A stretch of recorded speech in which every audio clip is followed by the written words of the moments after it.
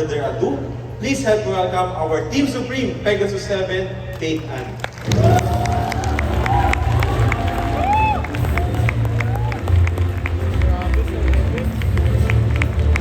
May gabi sa tanan! Philippines, may gabi! You know, the first two speakers are all coming from Luzon, tama ba?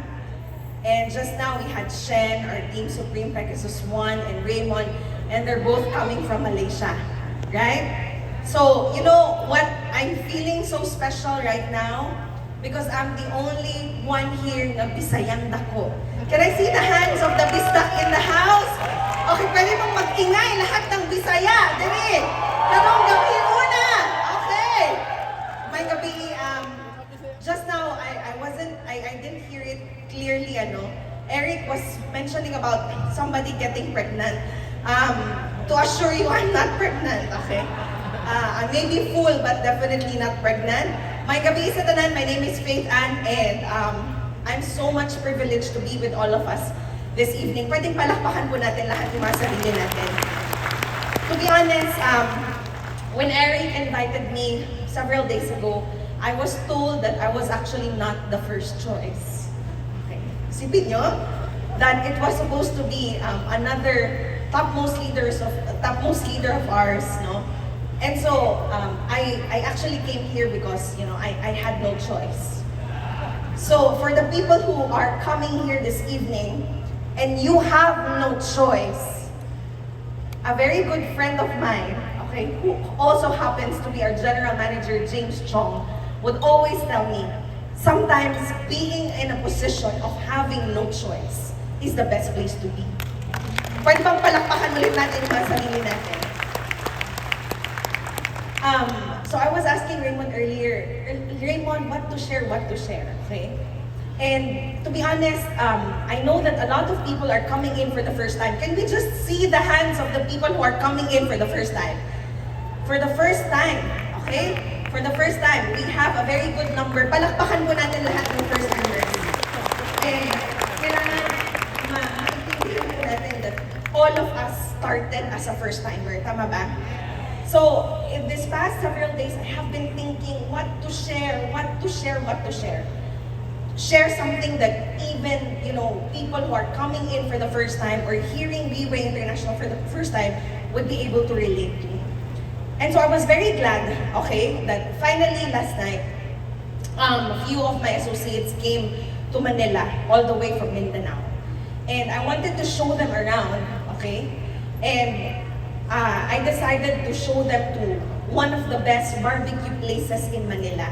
This is not a paid advertisement, okay lang ba yun? So I brought them to somewhere in Rojas Boulevard, okay? Itago natin sa pangalang Aristocrat, okay?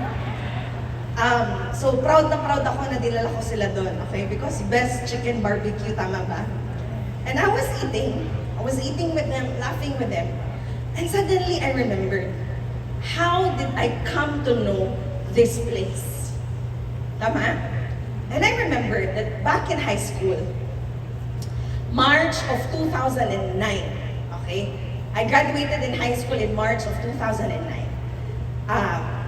from the Philippine Women's University, all-girl high school. My mother that morning did not come with me to the graduation ceremony. Because at that time, the only money left, okay, was just enough for me to take a jeepney from the house going to the school and from the school going back home. So it was that enough that even she could not attend my graduation ceremony. And so that morning, I attended the graduation ceremony by myself. And I was looking at all the proud parents inside that room with all their cameras and all of them, you know, planning on where to go afterwards. And I was, you know, trying hard to hold myself because even my own mother could not come. And my best friend at the time, it was very kind of her and her family because they invited me to go to a party with them. And that party was in aristocrat. And so wag po kayong mag-alala. Graduation ceremony ko, wala kaming handa, pero may handa yung kaklase ko. At busog na busog po ako nung tanghaling yun. And at the time, I even had the chance to take away some food so I could bring some to my mother. And she's now here, our Team Supreme Pegasus 3, Elizabeth. Why am I sharing this? Because now, I look back and I realize na kung hindi dumating si Riway International sa buhay ko at sa buhay naming mag-ina, at sa buhay ng madaming Riway associates and leaders, I think we would still be in that same pattern and cycle up until today. Pwede bang palakpakan natin si Riway International? So, you might be wondering, how can a 30-year-old who seems to be, who has grown so much over the last 6 years inside Riway, how did we start? And I haven't shared this for quite some time, but I will take this opportunity to share it with all of us. Is that okay? In 2016, I was a single mother and jobless. And at the time, I was really eyeing on going abroad. Because I tried to apply for so many jobs, but none of them would accept me. Hindi naman ako bobo, hindi naman ako tamad. Sadyang hindi lang talaga ako natatanggap sa trabaho. And so my last resort, like a lot of Filipinos, was to fly abroad. So I was eyeing on becoming either a factory worker in Taiwan or a DH in the Middle East. And at the time, there were two people. At the time, I wasn't only jobless, I wasn't only penniless, but my mother was very sickly at the time, suffering from stage 4 colon cancer. And at the time, there were two people who kept on bothering us. Two people. One person, was coming from, what do you call that? Was St. Peter, Sabi niya, Ate Beth, mukhang cancer kasi yan, kailangan paghandaan mo na. Okay? And the other person, was a churchmate of ours. And he was like, Ate Beth, cancer yan, narinig mo na ba yung stem cells? So if you are in that position, you are suffering from a very serious illness, and you have no money, and you have no job, who would you be tempted to listen to?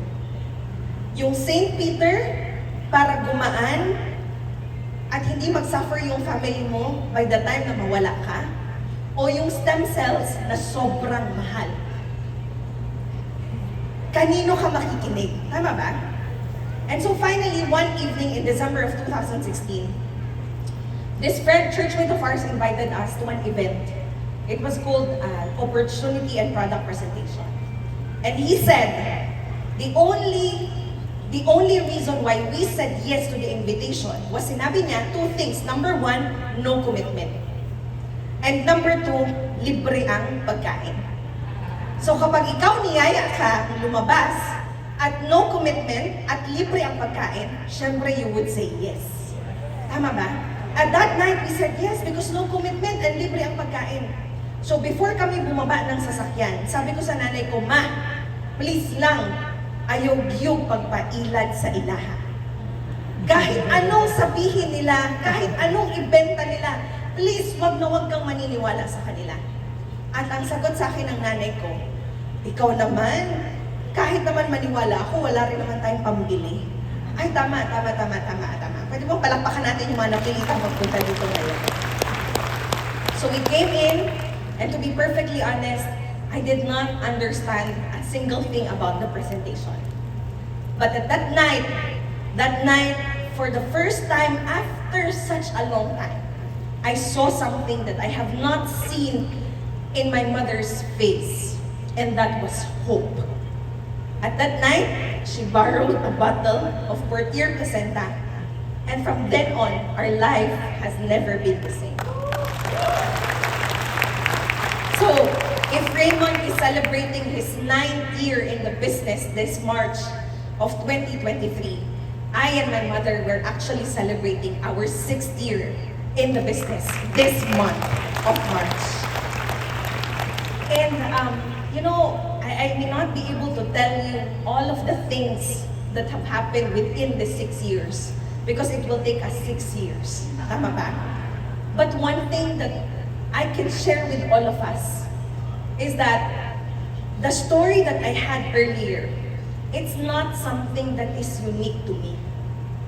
Because I do believe that there are not only hundreds or thousands of Filipinos who share the same story, but there are millions of Filipinos who are suffering the same way that I did. But you know what they say? That today, a lot of people would look at me and tell me, Faith, you are so lucky to be inside V-Way International. But this is what I need to tell all of us. That it's not about luck, it's about opportunity. And it's not only about opportunity, but it's you deciding to grab and work on that opportunity. So tonight, why are we here? Exactly why are we here? Tonight, maybe yung iba sa atin napilitang magpunta dito. Siguro may utang ka dun sa taong nag-invite sa'yo kaya hindi ka makahindi. May utang na loob. Tama ba? I do not know what made you say yes, but one thing is for sure. Tonight, the doors of victory is being set open to all Filipinos right now. The doors of opportunity is being set open to all Filipinos right now. And when I say Filipino, ikaw yun. Can you tap the person next to you? Ikaw yun. There is a very big opportunity right in front of you right now. So in the last 6 years, this is what I have learned. That the reason why a lot of people become successful in V-Way, abroad and here, it's because everything about V-Way is designed to help people achieve success in the business. Everything about V-Way. Would you believe that? So, you see, there's a lot of opportunities out there, but most of these opportunities are designed to make themselves successful. But what sets V-Way apart from all of the companies inside the industry of MLM is that our boss, Mr. Lim Bunhong, when he created this platform, he thought to himself, I will make a company that even I will want to become part of it, will want to become a distributor. And so if somebody is designing something that he wants to be part of, then everything about it must be perfect. Today, if you are an engineer like Shen, and if you want to build a house, and if you are the person to live in that house, you will make sure that the foundation is good. Yes. Not only that the foundation is good, that it will be very beautiful. It's something that people will want to live in. And not only that, but make sure that this house will stand the test of time. And today, inside V-Way International, we have produced the most number of successful people during the hardest times in history, and that is within the pandemic. Which means that V-Way International has not only been built nicely, it is built to stand the test of times. Today, we are standing. So the product is designed to help people achieve success. Why? Only one health supplementation in the last 15 years. Does it work? Yes. How can you say that it works when it's your first time coming here? Tama ba? The platform, see the platform, it does not matter whether somebody has come in 10 years ago or whether you're coming in for the first time, because we all have the equal opportunity of achieving success today. And the company, when the boss started it, he chose to start from scratch or from zero. At the time, he has already built some reputation in the field of network marketing. And when people learned that he was going to put up a company, a lot of people wanted to put money in it. But this is what the boss thought, that if, I allow all of these shareholders, then all of the decision making will be based on creating profit so as to satisfy people. Tama ba?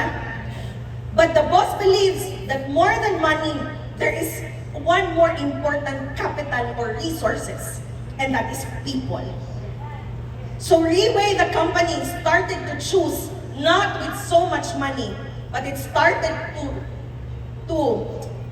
choose, okay, and build this company on the right business partners.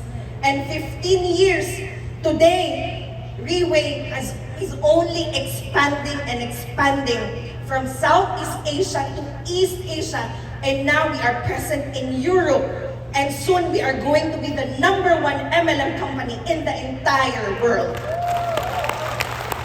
So,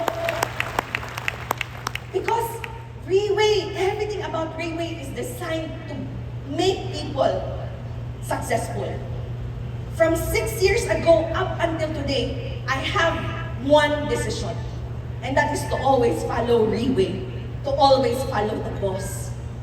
And because I would always try hard to follow the boss and follow what Reweigh does and follow what Reweigh says, I'm just so grateful and honored that finally, early this month, I had the chance to have a date with the president himself, Mr. Lim Boon Ho. And right now, is it okay if I just share what happened on that plane ride? Is it okay? You see, for the last 6 years, I met a lot of men who courted me. Because you know, when you started earning money, you start to become beautiful. Tama ba? Dati-dati, wala ko talaga pumapansin sa akin. Pero nung nagre-reweigh na ako at naka-black coat na ako at kumikita ka na, pero lahat sila turn down ko. Because I want to follow the boss. Every time somebody would come to me, I want to follow the boss. How many weddings and wedding proposals and how many children have I turned down? Okay? Opportunity, okay, to build because I want to follow the boss. So early this March, I had this opportunity to be with the boss. It was a 4-hour flight from Tokyo, Japan to Taipei, Taiwan, and Taipei, Taiwan to Manila. We were on his private jet. Anyone here who has tried riding on a private plane? Private plane, okay? Pwedeng palakpakan natin yung iilan. But for sure, it wasn't with the boss of, it wasn't with Mr. Lim Boon Ho, tama ba? So I was on that plane ride, and on the first part of the plane ride, I was just keeping to myself because I was with Taiwanese leaders at the time. And one of them, the #1 or the topmost leader of the entire Reweigh Taiwan, Fang Yuen. So on the first 4 hours of the flight, I was keeping to myself because, sige lang, masusolo ko rin si boss. And when the time came that we dropped them off in Taipei, Taiwan, we were flying from Taipei, Taiwan to Manila. It's a 2-hour flight. And I was very, very scared because what to tell the boss, right? All my life in Reweigh, 6 years, I have fought to be close to the boss. And I would always imagine that one day I will have coffee with the boss. I will have lunch with the boss, just the two of us. But never did I imagine what I was going to tell the boss when that day comes. I kept on imagining so many things, but never what to tell the boss. So when the plane took off, what happened was that the flight attendant served us sushi. And you know, today I consider myself no longer a full-blooded Filipino. I consider myself a half Chinese because I'm in Reweigh International and you're surrounded with Chinese people, right? And I have already mastered the art of using chopsticks. So when sushi was served, I was very confident. But I do not know why, sa dinami-dami ng panahon na gumamit ako ng chopsticks, yung unang subo ko ng sushi, the boss is right in front of me. Pag subo ko, hindi siya na-shoot sa bibig ko at nalaglag lahat sa damit ko. Hindi ko alam, sa dinami-dami ng panahon, hindi ako makakain ng maayos. And so I had to excuse myself. And while I was walking, going to the restroom, nagtagak-tagak ang katong mga mumhu sa kanon. O, diba? Nahirapan ako mag-Tagalog. Pwede palakpakan natin mga sarili natin. So, paki-translate na lang mga Bisaya sa katabi ninyo, ano. You know, and I kept thinking what to tell the boss. Because there is nothing that I can tell him that will impress him. Tama ba? I cannot tell him, boss, my name is Faith, and I am Team Supreme Pegasus 7, and I have a big group in the Philippines. Cannot, right? There's nothing that I can tell him that will impress him. And so, that time, after the plane ride, a lot of people were asking me, Faith, I bet you learned so much. People were expecting that I learned many magic tricks inside MLM. And I would tell them, it was a plane ride. It wasn't a leadership training seminar. But you know, that entire 2-hour ride, I tell you, all of the 6 years that I have put inside Viway International, it hasn't been put to waste. Because that 2-hour ride validated that all of the decisions that I have made is very much perfect, because this is the kind of boss that I am following. And that 2-hour plane ride is making me decide that Viway is again worth another 6, another 12, another 18 years of my life. Pwede bang palakpakan natin si Viway International?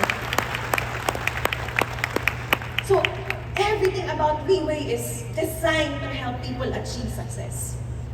When we landed in Manila, we were escorted by airport police officers, you know. And when you are on a private plane, I tell you, the feeling is so VIP.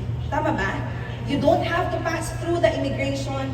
No need to pass through scanners because the immigration officers will go up to the plane. And so finally, when we were out of the airport, okay, it was me and James. James was welcomed, he was fetched by his BMW. And nobody in Manila for me. So, when the police officer asked me, Ma'am, okay, saan ka po namin ihahatid? Saan po nakapark yung sasakyan nyo? Sabi ko doon, nasan po yung taxi stand? Okay, mahina lang yung boses natin. Okay? Because I have a car, but it's somewhere. And so I went home that night and I was feeling very, very high because finally I had the chance to date the boss on a plane ride, 36,000 miles above sea level. And when I got home, I realized I was so hungry. Kasi remember, hindi ko nakain yung sushi kasi hindi siya na-shoot sa bibig ko. So I opened the fridge hoping to find food, but there was no food. Because I spent a lot of time in Visayas and Mindanao, nobody lives at home. I opened the cabinet hoping to find pancit canton, but the only thing that I could find is sardines. And so that night, after the plane ride, I had the best sardines that night. 555 tuna. And I was eating sardines, and I was smiling to myself because people think so highly of me now because I can ride a private plane, but what they don't know is that I eat sardines after the plane ride. And I was eating sardines, and I tell you, it tasted so good. So while eating sardines, I remembered one of the stories that I learned inside Viway. And that is the story of catfish. Do you guys know the story of the catfish? So a long time ago, there was a fisherman. And this fisherman would always catch sardines. And this fisherman, he would always try to find ways on how to keep the sardines alive. Because if the sardines were alive, okay, he would be able to sell it for a higher price. And so for several years, he tried a lot of methods on how to keep the sardines alive, but none of it worked. One day, when he traveled from the sea to the market, when he opened the icebox, he was so surprised to find that all the sardines were alive. So kinuha niya lahat ng sardines sa icebox and wondering how come for the first time they're all alive. And at the bottom of the icebox was a catfish. Turns out that the catfish loves to eat sardines. And the reason why the sardines were alive, it's because the catfish was chasing them and the sardines were running and fighting for their lives. Pwede bang palakpakan natin yan? Why am I sharing this? Because, when you look at Riway, just now we have heard all the motivational and inspirational stories that we have heard. And even as you come to Riway, it will be endless stories of successes, endless stories of hopes and inspiration. But tonight, I want to reach out to the Filipinos who are in pain and in suffering today. Today, I tell you, when I came inside Riway, it's because I was broken. It's because I was broke. And because of all those broken and ugly moments that I am here inside Riway International. It was all of those ugly and broken moments that led us here to Riway International. And today, all of the ugly and broken stories are now stories of success for the rest of the Filipinos. What I am saying is, sometimes all we need is a catfish. Sometimes all we need is something na hindi mo na gustong mangyari ulit sa buhay mo. Isang pangyayari, isang bagay na ayaw mo nang danasin ng mga anak mo. Isang pangyayari or isang bagay na sinusumpa mo, ayaw mo nang balikan. And today, I stand in front of you. I am doing Riway. My entire family is doing Riway. And our life today is built on helping people achieve success as well inside Riway. Because today, just like Shen, there is no looking back. Because today, there is no turning back. Because the kind of people that we were in the past, people with no money, people with no value, hindi ka kayang lingunin kahit ng mga kamag-anak at kaibigan mo. Today, we don't want to go back to that anymore. Because today, we have found not only success, but we have found our purpose and significance inside Riway International. I have a very great news to all, especially for the people coming in for the first time. Because this coming March 28th is a Leaders Recognition Night. And it's the kind of event, the same event that I attended 6 years ago that changed my life forever. LRN Leaders Recognition Night 6 years ago I attended. And I saw people who were looking successful and happy and fulfilled. And at the time, I told myself, one day, I want to be like them. I want to look happy. I want to look successful. I want to look fulfilled. And I want to earn money. And today, Riway International has made that come true. Not just for me, but for a lot of Filipinos. And so this coming March 28th could be the turning point of a lot of Filipinos, I guarantee you. Like what Raymond Thong would always tell me, we are always one decision away from a completely changed life. We are one decision away, but the thing is, there's what we call time. And time could be our enemy or it could be an ally. Which means to say that you could decide, but the longer you wait, the longer you suffer. Time means that we only have one life, which means that we only have one opportunity and we only have one chance at finding success and happiness in our lives. On March 28th, make time your ally. That could be your life's turning point. And we hope to see the 12,000 Filipinos at the World Trade Center on March 28th and witness a lot more people's lives being transformed inside this platform. Maayong gabi sa tanan and see you at the top ng buhay.